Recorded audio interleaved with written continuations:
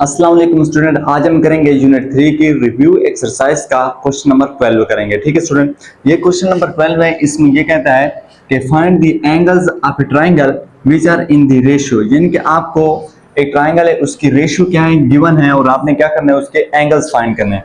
ये ट्रायंगल है, इसकी रेशियो दी गई 3, 4, 5, ये रेशियोज गिवन है और आपने क्या करना है, ये एंगल फाइंड करने हैं। ठीक है स्टूडेंट, तो आपको जो रेशियो दी गई है वो है 3:4:5, ये गिवन है। तो आपने क्या करना है, एंगल फाइंड करने हैं। तो हम इधर लिखते हैं कि लेट 3 एंगल्स आर, कि हमारे पास 3 एंगल्स हैं। पहला हो जाएगा आपके पास 3x, दूसरा हो जाएगा आपके पास 4x और तीसरा हो जाएगा आपके पास 5x हो जाएगा। और हम जानते हैं कि इन 3 एंगलों का जो सम होगा, सम ऑफ 3 एंगल्स वो इक्वल होगा कितने के, यानी कि अगर हम इन 3 एंगल को सम कर लें, यानी कि 3x plus 4x plus 5x, ये इक्वल हो जाएगा 180 डिग्री के इक्वल हो जाएगा। यानी कि अगर हम किसी ट्रायंगल के हम क्या करते हैं, उसकी तीनों एंगल का सम कर लें तो इक्वल आता है किसके, 180 के इक्वल आता है। और इनको आपस में हम क्या कर लेते हैं, ऐड कर लेते हैं। इनको आपस में ऐड कर लोगे तो ये हो जाएगा 12x इज इक्वल हो जाएगा 180 हो जाएगा। ये होगा 12 को इधर भी डिवाइड कर दो, 12 को इधर भी डिवाइड कर दोगे, ये 12 इस 12 से कैंसल, तो इसको इस पर डिवाइड कर दोगे तो आपके पास आएगा x इज इक्वल टू 15 आ जाएगा। ये हो गया। अब हम करते हैं एक एक एंगल को फाइंड करते हैं। तो फाइंड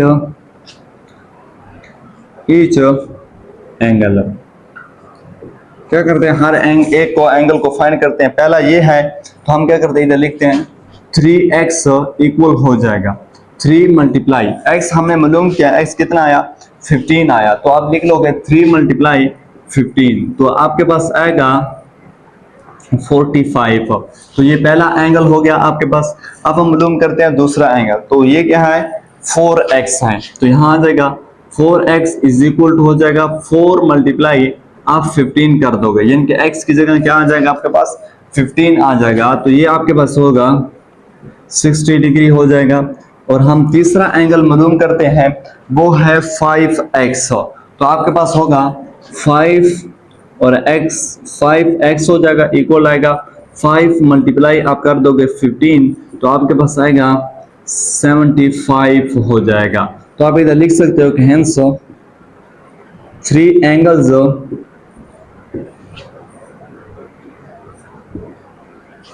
आर, 3 एंगल आपके पास हैं। पहला है 45 डिग्री, दूसरा है 60 डिग्री और तीसरा है 75 डिग्री। ये हमने 3 एंगल फाइंड करने थे, तो ये हमने फाइंड कर लिए। अब हम स्टूडेंट इसका करते हैं क्वेश्चन नंबर 13। क्वेश्चन नंबर 13 में ये कहता है कि if a by b equal है सी बाय डी के, देन प्रूव दैट। आप ये प्रूव करो, यानी कि ये आपस में इक्वल हैं, तो आप ये प्रूव करो कि इसको इसके इक्वल लो। ठीक है स्टूडेंट, तो ये हम करते हैं। तो आप इधर लिख लोगे कि a बाई बी इक्वल है किसके, c बाई डी के। और इस सारे को हम क्या करते हैं, इक्वल कर लेते हैं किसके, k के इक्वल कर लेते हैं। अगर ये सारा k के इक्वल है तो इसका मतलब हो जाएगा a बाई बी भी इक्वल है k के, और आपके पास c बाई डी ये भी इक्वल है किसके, k के इक्वल है। तो इधर आप लिख सकते हो कि a इज इक्वल टू हो जाएगा b के, और आपके पास c इज इक्वल टू हो जाएगा किसके, d के हो जाएगा। ठीक है स्टूडेंट, अब हम क्या करते हैं, इसकी लेफ्ट हैंड साइड ले लेते हैं, यानी कि इनकी लेफ्ट हैंड साइड ले लेते हैं। तो इधर मैं लिख लेता हूं कि लेफ्ट हैंड साइड, ये साइड ले रहे हैं। ठीक है स्टूडेंट, ये हम लिख लेंगे कि ए सी, फिर आ जाएगा बस a प्लस सी हो जाएगा, फिर आपके पास आ जाएगा बी डी, ये हो जाएगा बी डी, फिर हो जाएगा b प्लस डी, ये हो गया। ठीक है स्टूडेंट, यहाँ हो गया। हमने क्या किया, इसकी लेफ्ट हैंड साइड ले ली। अब जहां आपको a नजर आए तो a is equal to b के, तो यहाँ a की जगह आप क्या पुट कर दोगे, b के पुट कर दोगे। और c इज इक्वल टू यहाँ d के इक्वल है, तो इधर जहां आपको c नजर आए तो वहां आप क्या पुट कर दोगे, d के पुट कर दोगे। तो a की जगह क्या आ जाएगा, b के आ जाएगा, फिर c की जगह क्या आ जाएगा, d के आ जाएगा। क्योंकि a is equal to b के और c is equal to d के, तो इधर a है तो a की जगह आ गया b के, और c है तो c की जगह आ गया क्या, d के आ जाएगा। फिर a की जगह क्या आ जाएगा, b के, प्लस c की जगह क्या आ जाएगा, d के आ जाएगा। ये हो जाएगा। फिर आपके पास आएगा ये बी डी आ जाएगा, फिर आ जाएगा बी प्लस डी हो जाएगा, ये हो गया।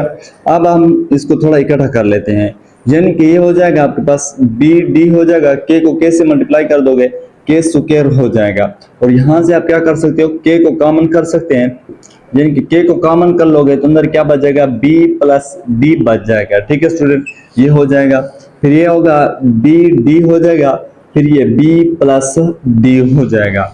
अब यहां से आएगा आपके पास के स्क्वायर को के से मल्टीप्लाई कर दोगे तो ये हो जाएगा के क्यूब हो जाएगा, फिर आ जाएगा बी डी हो जाएगा, ये बी प्लस डी हो जाएगा, फिर यहां से आएगा बी डी हो जाएगा, फिर ये बी प्लस डी हो जाएगा, ये और ये आपस में क्या हो जाएगा, कैंसिल हो जाएंगे, और आपके पास आएगा के क्यूब, और इसको नाम दे दोगे इक्वेशन नंबर 1 का नाम दे दोगे। ठीक है स्टूडेंट, अब हम क्या करते हैं, इसकी ये राइट हैंड साइड ले लेते हैं।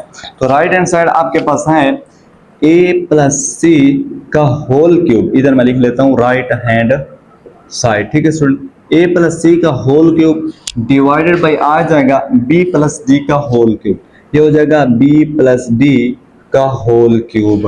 अब जहां आपको a और c नजर आ रहा है तो उसकी जगह आप क्या पुट कर दोगे, ये b के और d के पुट कर दोगे, यानी कि आपके पास a की जगह आ जाएगा b के और c की जगह आ जाएगा d के, और इन पर आ जाएगा होल क्यूब आ जाएगा। ठीक है स्टूडेंट, ये हो जाएगा, फिर ये हो जाएगा b प्लस डी, और इस पर भी क्या हो जाएगा, होल क्यूब आ जाएगा।